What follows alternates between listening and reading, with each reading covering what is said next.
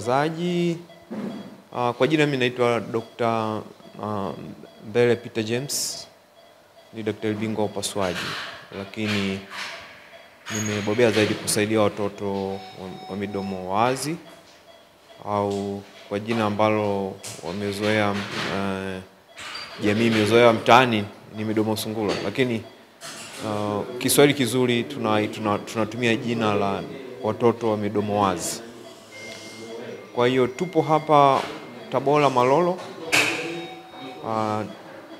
tunaendelea kuwasaidia watoto hawa. Tumeanza kazi hii toka Jumatatu na tutakuwa hapa kwa wiki nzima tukiendelea kuwasaidia watoto hawa.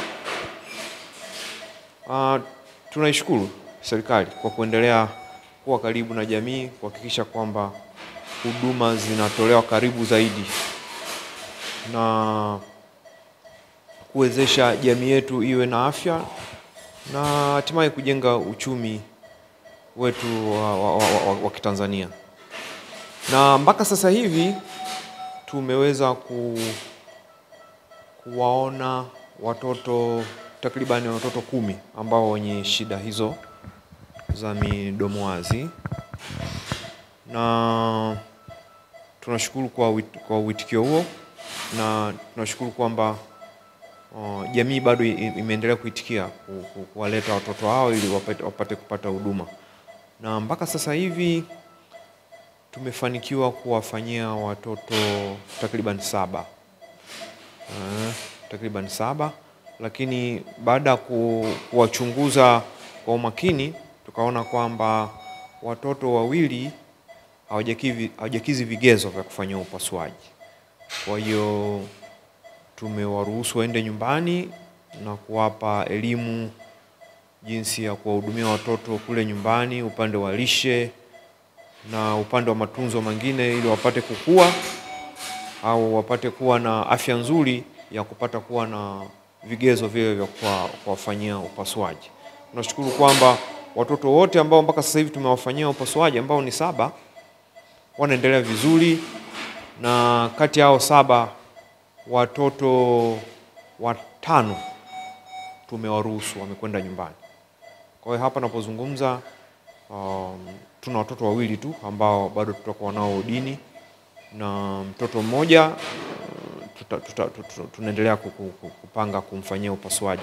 Inaweza kuwa ni leo au kesho. Nachopenda kusema tu kwa jamii, shida hii bado ipo, na kama tukiweza kumuona mtoto yote mwenye shida hii, basi amlete kwa kipindi hiki cha wiki moja, basi amlete hapa Tabora Malolo hospitali ili tuweze kuwasaidia watoto hawa. Kwa kuongeza tu ni kwamba shida hii ipo kwenye jamii, bado tunayo, na tafiti zinaonyesha kwamba kwa kila watoto 700 wanaozaliwa, mtoto mmoja kuna uwezekano akawa na shida ya midomo wazi, au kwa kitaalamu tunaita cleft lip and palate. Inawezekana mtoto mmoja akawa kati ya watoto 700 wanaozaliwa, inawezekana mtoto mmoja akawa na shida hiyo.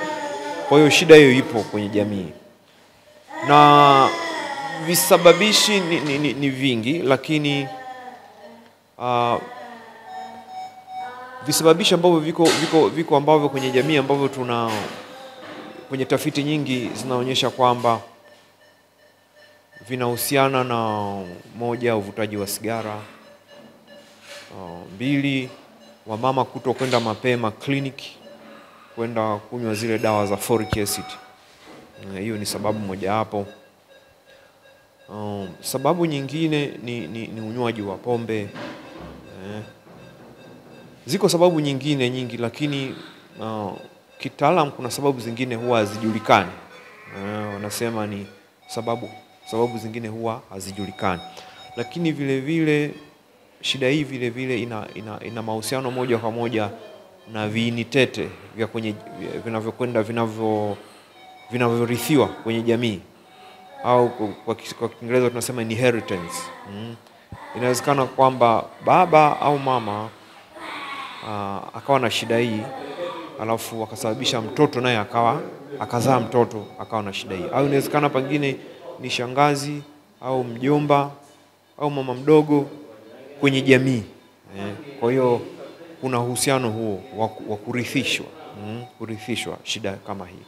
Kwa hiyo nilichopenda kusema kwamba shida hizi zinatibika, lakini ukirudi kwenye jamii wakati mwingine ina uhusiano, jamii inahusisha moja kwa moja na imani fulani ambazo tuseme kama imani za kishirikina. Lakini naomba niasa jamii ni kwamba shida hii haina uhusiano moja kwa moja na imani hizo za kishirikina ambazo jamii inafikiria. Ni shida ambayo ni ya kawaida tu ambayo mtu yeyote anaweza akapata, kama nilivyojaribu kusema hapo awali sababu zake. Na shida hii inatibika hospitali. Nachopenda kusema kwamba tu jamii ije hospitali na sisi wataalamu tutaweza kukusaidia. Na uzuri ni kwamba serikali imewezesha wadau wa kutibia watoto wao bure kabisa. Watoto hawa hawalipi hata senti moja. Kwa hiyo wakija hospitali sisi tutawatibu bure kabisa. Kwa hiyo jamii siogope kusema kwamba nikienda pale hospitali au nitatozwa pesa au nini. Nachopenda kusema ni kwamba waje na sisi tutawahudumia bila hata senti moja. Kingine ambacho nilitaka niseme kwamba tiba ya shida hii huwa inatibiwa kwa awamu, na vile vile inategemea na aina gani ya shida mtoto au mtu mzima, kwa sababu sio tuchagui, inaweza kuwa ni mtoto au mtu mzima, wote tunawasaidia. Inategemea na shida ambayo aliyokuwa nayo. Wakati mwingine shida mtu anaweza kazaliwa na shida tu ya mdomo wa nje au tunaita isolated cleft lip. Au wakati mwingine anaweza kazaliwa na shida ya nje ya mdomo wa nje, vile vile na shida ya mdomo wa ndani. Kwa hiyo tunasema ni cleft lip and palate. Au wakati mwingine mtoto anaweza kazaliwa na shida ya ndani tu. Kwa kitaalamu tunasema ni isolated cleft palate. Kwa sasa matibabu kama nilivyosema ni kwamba wakati mwingine inawezekana mtoto tukaja tukamtibu kwa awamu moja, kama tu ana shida ya nje cleft lip peke yake. Au matibabu wakati mwingine yanaweza kwenda kwa awamu. Tukatibia kwanza nje, alafu ikishapona hiyo nje tunakuja tena baadaye tunamtibia ndani. Lakini vile vile matibabu haya naweza kusema kwamba vile vile tunahusisha madaktari wengine au wataalamu wengine. Kwa mfano watoto wetu huwa wanazaliwa mara nyingi na shida ya utapiamlo, kwa sababu wanakuwa na shida ya kula pale anapozaliwa. Kwa hiyo sisi kama wataalamu, mtoto tu akizaliwa tunapenda sana kumwelimisha mama jinsi ya kula na jinsi ya kukaa naye mtoto. Kama akiumwa ampeleke hospitali mapema, na huwa tunawashauri watoto wetu wa mama wapate kukamua kwenye kikombe na walishe kwenye kijiko, kwa sababu wanakuwa hawana uwezo wa kunyonya kwa sababu ya maumbile ya mdomo wao. Kwa hiyo ili mtoto ashibe, huwa tunamshauri mama kamue kwenye kikombe and then amlishe kwanza mtoto wake ashibe. Akishashiba kwa kutumia kijiko, akishashiba baada ya hapo anaweza kuendelea sasa kumnyonyesha kama kawaida, kwa sababu lazima kuwa kuna mahusiano ya mtoto na mama. Unyonyeshaji vile vile unatengeneza yale mahusiano, lakini kunyonyesha peke yake hakumfanyi mtoto ashibe kutokana na maumbile aliyokuwa nayo. Kwa hiyo kama nilivyosema hapo awali, matibabu yanategemea na awamu. Wakati mwingine tunafanya kwa awamu, na matibabu haya hatufanyi peke yetu. Vile vile tunahusisha madaktari wengine au wataalamu wengine. Kwa kitaalamu tunaita comprehensive cleft care au comprehensive cleft treatment. Kwa mfano madaktari wengine ambao wanahusika ni watoto madaktari wanaotibu watoto au tunaita pediatrician. Vile vile huwa wanatibu watoto kuhakikisha kwamba wanakuwa katika makuzi sawa sawa, au ukipata infection huwa tunawapeleka. Lakini vile vile kwenye matibabu ya utapiamlo, madaktari wa watoto wadogo vile vile huwa wanatusaidia kuhakikisha kwamba watoto wetu wanakuwa katika hali nzuri. Lakini wataalamu wengine ambao tunawahusisha moja kwa moja ni wataalamu wa kuhakikisha kwamba baada ya upasuaji watoto wetu wanaweza kuongea vizuri.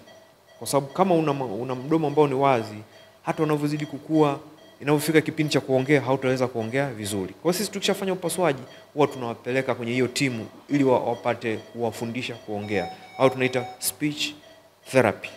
Unaona Lakini madaktari wengine ambao tunahusika moja kwa moja ni madaktari wa meno. Wakati mwingine watoto wao wanazaliwa hapa mbele kwenye ufizi wanakuwa na pako wazi, au tunaita alveolar defect. Kwa hiyo wakati mwingine watoto kama hao wanahitaji kuwekewa meno au kuwekewa aina fulani ya mfupa, huwa tunavuna kuhakikisha kwamba sehemu ya ufizi ile imekuwa sawa sawa, na wakati mwingine matibabu ya meno yanaendelea hapo baadaye. Kwa hiyo kama nilivyosema ni kwamba matibabu tunafanya kazi kama timu.